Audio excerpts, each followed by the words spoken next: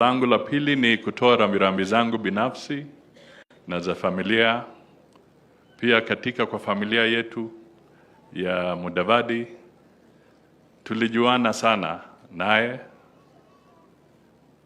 kuanzia kwa wazazi mpaka kwa sisi ambao tuko, na isitoshe mamangu ambaye alinizaa alitoka kwa jamii ya Judy.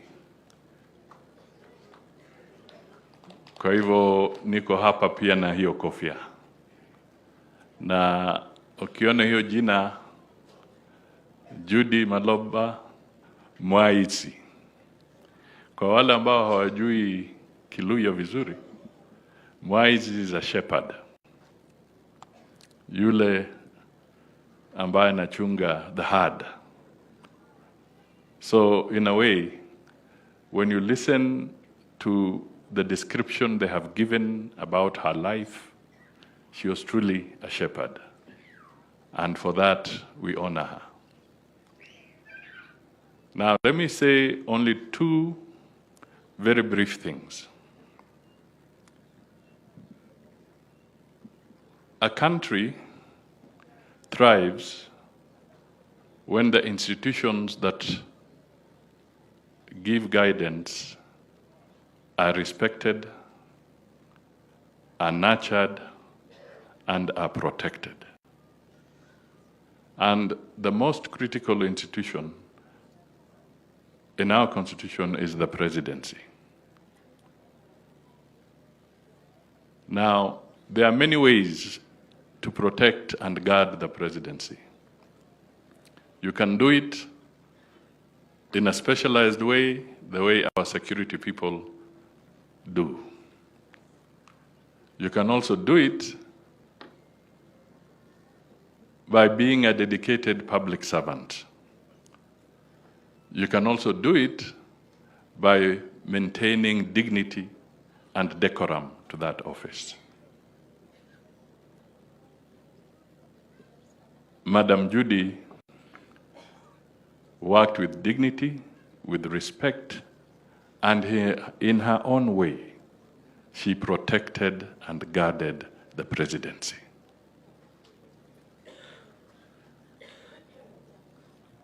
You must ask yourself and remember, what do we see today? What do we see in our society today? Do we see people who are ready to protect and guard the institutions the way she did? So my message to Kenyans here is that don't destroy your institutions. Because, as I said somewhere the other day, in fact on Labor Day, I said that the biggest threat to any nation is not necessarily terrorism or gangsters. The biggest threat to any nation is when critical institutions of that nation are dismantled or are undermined so that they don't function. That is the biggest threat to any nation. Judy protected not just the presidency, but she protected this nation. Let us give her that honor. Let it be a lesson for many of us who want to move forward. The final thing, maybe the family spoke about it, but I was touched because I work with a brother. Joe Busiega is my chief of staff in the office of the Prime Cabinet Secretary. I think somewhere I read that she is in the panel that was working on the beatification of the late Cardinal Otunga to become a saint. So you must ask yourself, if an individual can be identified by the Catholic Church to be part of that very delicate and honorable function, then that person is truly extraordinary in her demeanor, in her character, in her ways. So again, that is a measure of respect. La mwisho, to Kenyans, let us be united. Let us not encourage a culture of lies and believing in lies and talking lies and eating lies and sleeping lies and waking up lies. Yani vandu vakuoneka ni uveshi buza badumura buza uveshi buridiko.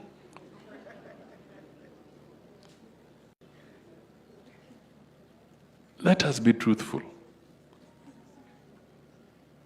It is so important to be truthful. And I'll give an example because today I'm honored to be in a Catholic church. The other day, we went with the president. He flew from China where he was having a state visit. And he flew directly from Beijing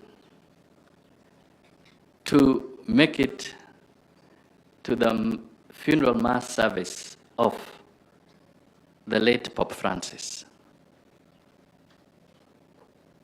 And I was there. And it was in broad daylight, the way it is today. As we sit here, a very solemn moment, very dignified moment, very honorable. This is the symbol of the Catholic Church, being graciously respected by the entire world. Over 50 heads of state, 10 monarchs, I don't know, 170 heads of government coming there to respect him. And it was so dignified, with a lot of honor. And the Catholics had organized themselves with extremely elaborate protocols. How they receive the head of state. Each head of state was assigned a bishop. They receive them, they guide them up to where they sit.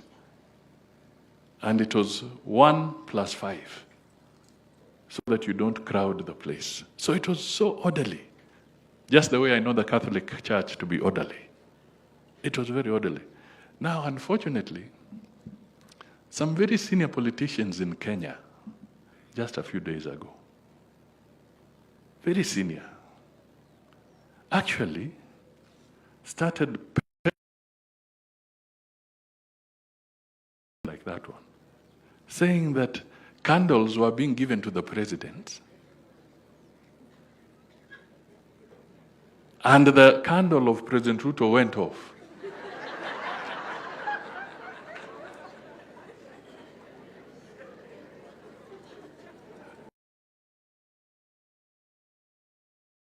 Man in a suit. And I really said, kumbe clothes can really camouflage somebody who has a lot of problems.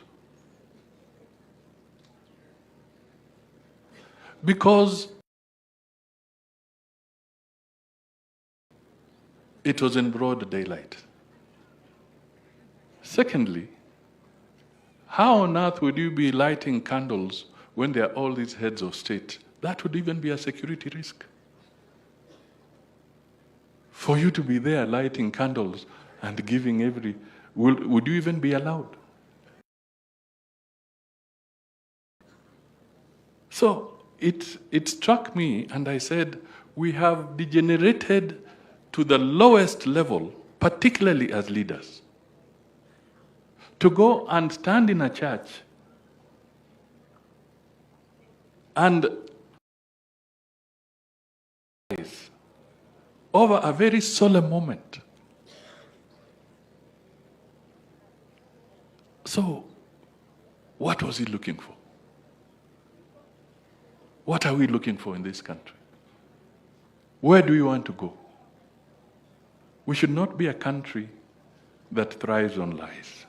And when I was saying let us respect institutions, another critical institution is the church, where we are. So, let us also protect the church from this kind of games and lie there. But do not lie in front of God's people, and more so when you have very solemn moments like that one. So, Judy, we bid you farewell. May your soul rest in eternal peace. Give you a comfort zone before the Lord's house. Thank you, and God bless you all.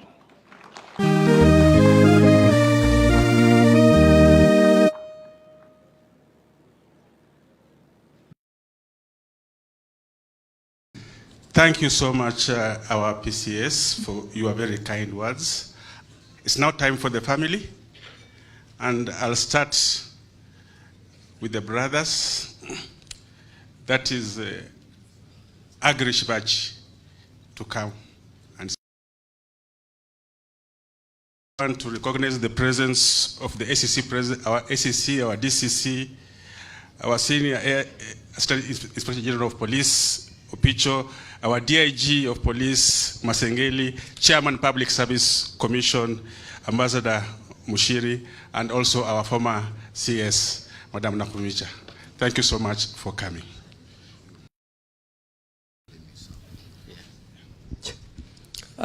Praise God. Praise God again.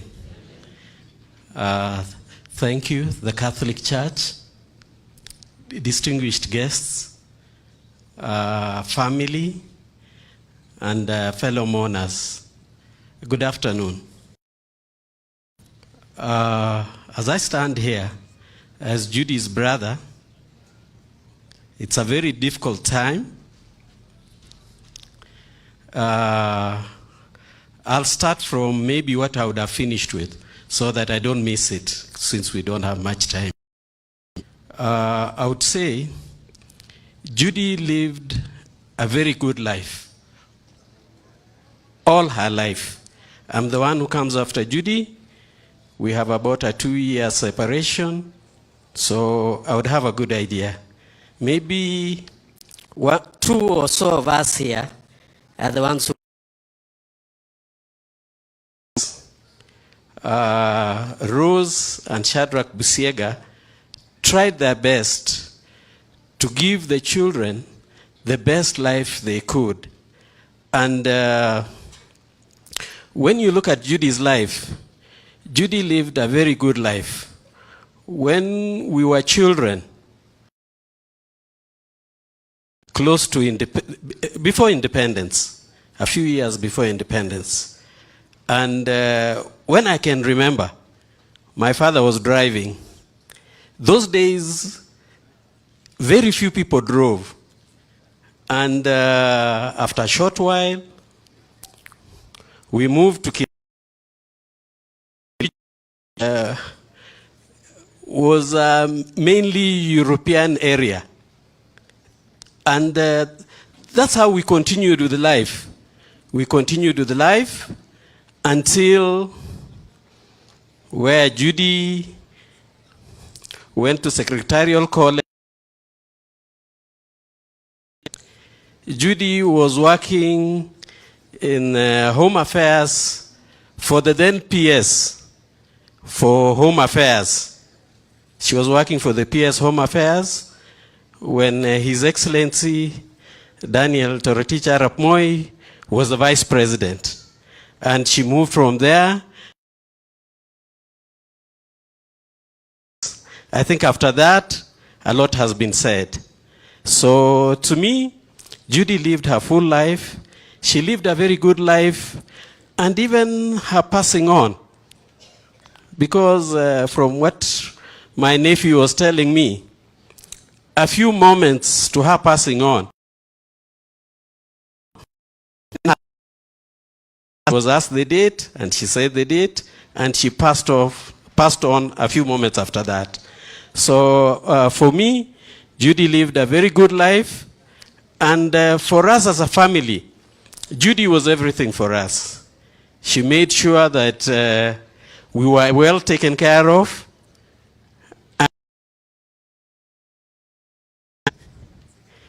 The work she did still influences the way we are today. For the community, Judy was a community worker.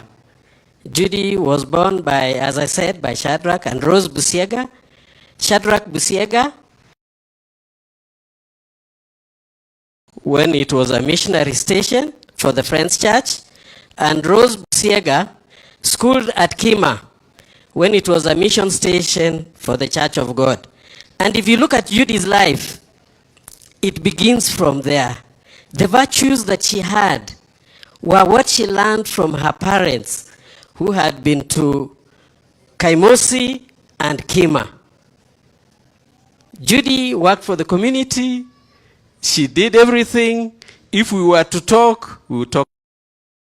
But I thank God for the life that Judy had. And I just pray she has left behind, even if they can't do everything, let them try and do some of the things that Judy did. Thank you very much. Thank you so much, Agri Shivachi. I just want to seek permission, if you don't mind, so that, because I have another function with the Speaker, Honorable, to you. So with your permission, please allow me to exit a bit early, and